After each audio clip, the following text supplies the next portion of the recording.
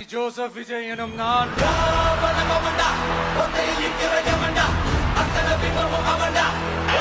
சட்டப்படி அமைக்கப்பெற்ற இந்திய அரசியல் அமைப்பின்பால் உண்மையான நம்பிக்கையும் மாறா பற்றும் கொண்டிருப்பேன் என்றும் இந்திய நாட்டின் ஒப்பில்லாத முழு முதல் ஆட்சியையும் ஒருமையையும் நிலைநிறுத்துவேன் என்றும் தமிழ்நாட்டு அரசின் முதலமைச்சராக உண்மையாகவும் உளச்சான்றின்படியும் என் கடமைகளை நிறைவேற்றுவேன் என்றும் அரசியல் அமைப்பிற்கும் சட்டத்திற்கும் இணங்க அச்சமும் ஒருதலை சார்பும் இன்றி விருப்பு வெறுப்பை விலக்கி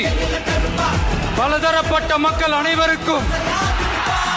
நேர்மையானதை